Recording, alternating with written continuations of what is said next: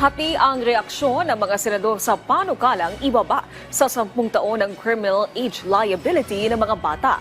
Isinusulong naman ngayon sa Senado ang panukala. Si Daniel Manalastas sa sentro ng balita. Isinusulong sa Senado panukalang batas na layong pababain sa 10 taon ang criminal age responsibility o ang edad ng pananagutan. Amyendahan ng panukala ang Republic Act 9344 on Juvenile Justice and Welfare Act of 2006. Minsan na rin po akong naging in conflict with the law.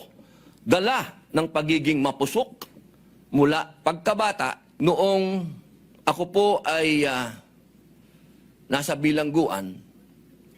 Ako po ay nangulila na magkaroon ng mga panukala na magbibigay proteksyon sa mga batang nakakulong. Pero kakasulong pala ng panukalang batas, tila hati na ang mga senador sa panukalang ito na isinusulong ni Senador Robin Padilla.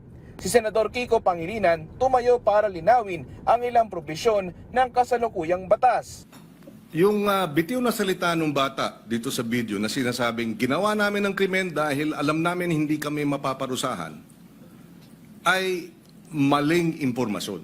At yung mga edad 16, 15, oo, minor de edad, pero maliwanag sa batas na maaari silang litisin bilang mga nasa hustong gulang na kapag napatunayan na meron silang discernment. Ito'y madaling sabihin, parusahan yung bata, ginagamit ng mga sindikato. Bakit hindi habulin yung mga sindikato? Kasi mas madaling parusahan yung bata. Si Senador Raffy Tulfo naman may mga natatanggap na sumbong sa mga ganitong insidente na nadadawit daw ang mga bata na minsan daw ay sinasangkala ng edad para makalusot sa paggawa ng krimen. Ang daming beses na po ng mga insidente na yung mga minor de edad ang lalakas ng loob, gumawa ng krimen dahil alam nila wala silang pananagutan at sasalbahin ng batas. Si Senador Erwin Tulfo naman na dating DSWD Secretary naniniwalang tama ang paggawa ng kasalukuyang batas. Pero ang problema, nung pinasaraw ito, tila hindi pa nakahanda ang Pilipinas. Ilan po ba ang ating mga rehabilitation centers, juvenile facilities?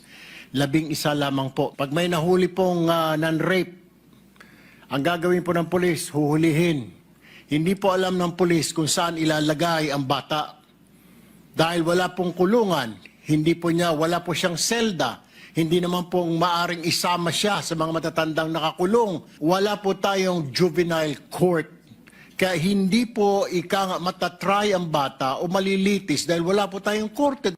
Inaasahang mahaba pa ang talakayan ng panukala ni Padilla sa Senado. Daniel Manalastas para sa Pambansang TV sa Bagong Pilipinas.